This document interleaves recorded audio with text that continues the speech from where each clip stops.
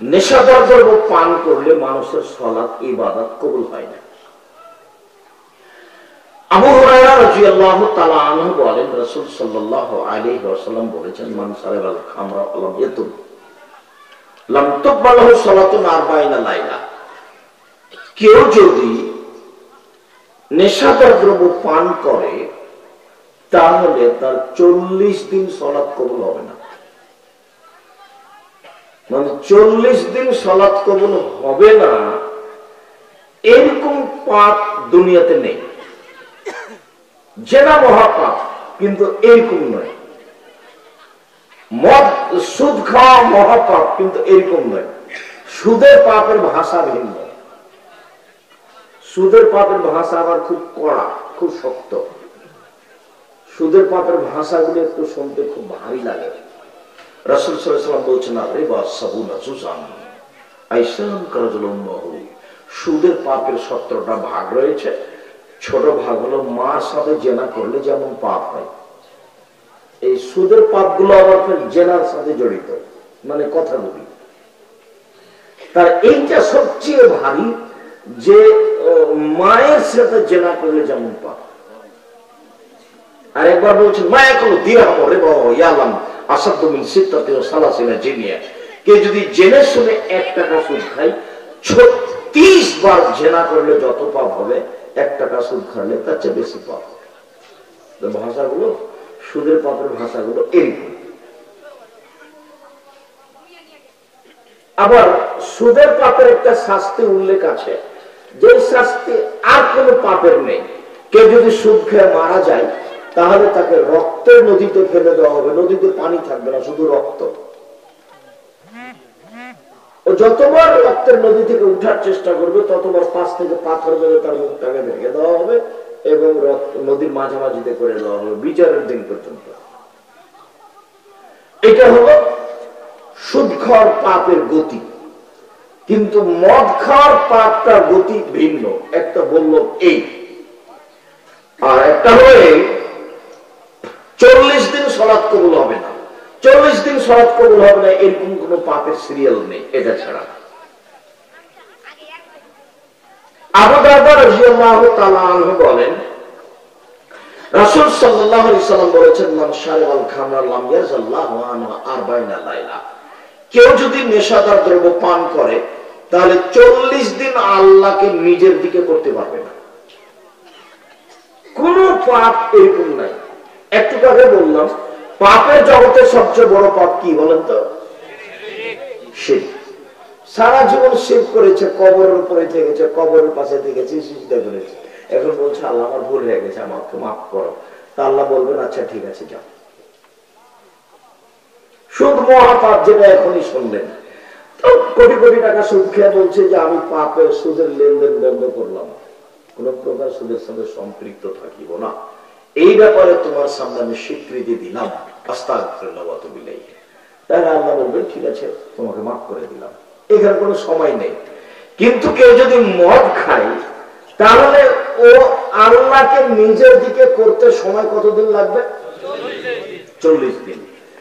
এরকম কোন পাপ নাই যাতে এত লম্বা সময় লাগবে আল্লাহকে নিজের দিকে করতে। কোন পাপ নেই। শিরক হোক, জেনা হোক, চুরি হোক, ডাকাতি হোক, সুদ হোক, ঘুষ হোক, মারামারি হোক, যেটাই হোক না কেন, কোন পাপ এরকম নয় যার 40 দিন সময় লাগবে নিজের দিকে করতে। 3, 4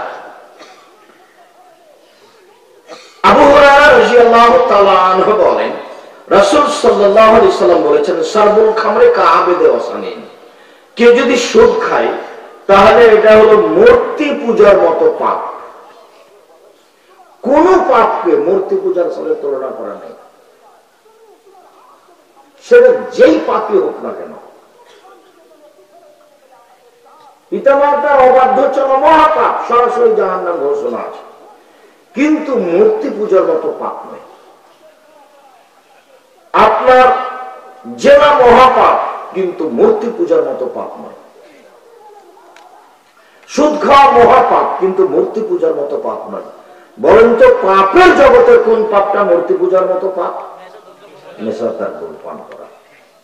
এটা রাসূল সাল্লাল্লাহু আলাইহি সাল্লাম বলছে। কথাগুলো আল্লাহ রাসূলের এইভাবে মূল্যায়ন করতে হবে। আপনি যদি মনে করেন যে কেসা কাহিনীর বক্তব্য চলছে, কি যে বলছে ও নিজেও জানে না, তো এরকম যদি মনে করেন তাহলে জীবনের সফলতা আনা যাবে না। আমি আব্দুর রাজ্জাক বিন ইউসুফ, কথা আমার নয়, কথা হলো মুহাম্মদ সাল্লাল্লাহু আলাইহি সাল্লামের। আপনাকে এইভাবে ভাবতে হবে। যার কারণে আমি আমার জীবনে কোনোদিন আমি বক্তব্য দিচ্ছি আর প্রতিষ্ঠানের কোন লোক, আশেপাশের কোন লোক কোন কাজে ব্যস্ত থাকবে, এটা আমি গ্রহণ করিনি, করতেও পারি। আমি যখন কথা বলবো তখন আশেপাশে যারা আছে, অফিস আদালতে যারা আছে, সবকে কাজ বন্ধ করে বসে থাকতে হবে। নইলে আমার মনে হয় যে ও রাসূল সাল্লাল্লাহু আলাইহি সাল্লামকে অপমান করলো, মন্নাইল করলো না। আমার খুব দৃঢ়তা ব্যাপারে যে আমি মুখে যেটা বের করি সেটা হয় আল্লাহর কথা হবে না, রাসূলের কথা হবে।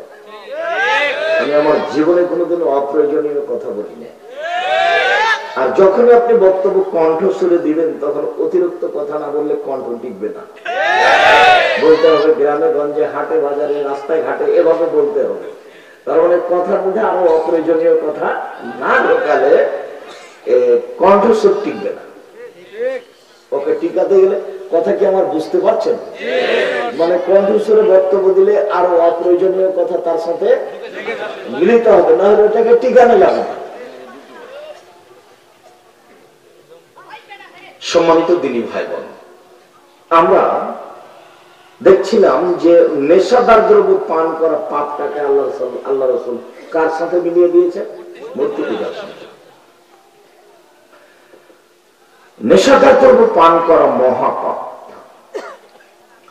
আব্দুল্লাহ ইবনে আমর রাদিয়াল্লাহু তাআলা আনহু বলেন, রাসূল সাল্লাল্লাহু আলাইহি ওয়াসাল্লাম বলেছেন, লা ইয়াদখুলুল জান্নাতা আকুন, বাপ মাকে মানে না যে সে জান্নাতে যাবে না। আল্লাহ কাম্মার, জুয়া খেলে যে সে জান্নাতে যাবে না। মনে রাখা ভালো যে প্রত্যেক যে খেলাতে টাকার হারজিত রয়েছে সেটাই হলো জুয়া।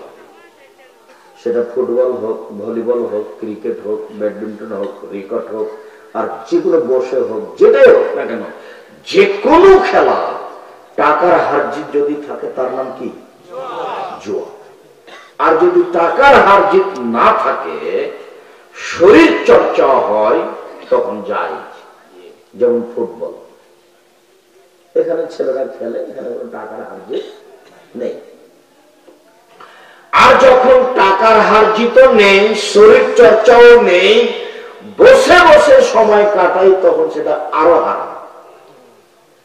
সেটাকে আল্লাহ রাসূল বলেছেন, মান লাইবা বিনারদে শিল ফাকাদ খালিয়া দাও ফিতামে খিনজির।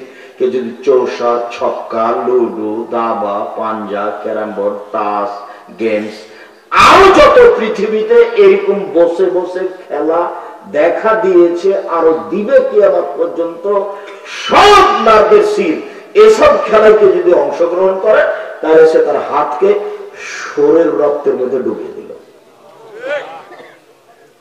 আর একবার বললেন, মান লাইবা বিনারদে শিল ফাকাদ আসাল কাসিম, কেউ যদি চৌসার, ছক্কা, লুডু, দাবা, পাঞ্জা, ক্যারাম বোর্ড, তাস, গেমস, এই ধরনের খেলায় অংশগ্রহণ করে, তাহলে সে আল্লাহর রাসূলের নাফরমানি করলো। সব হাদিসগুলি বুখারী মুসলিম।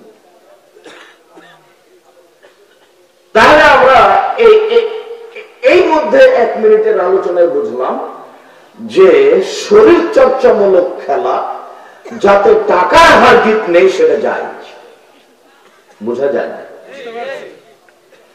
কিন্তু শরীর চর্চা হোক আর বসে হোক আর যেভাবেই হোক, যদি টাকার হারজিত থাকে তাহলে সেটার নাম জুয়া, চিরদিনের জন্য হারাম।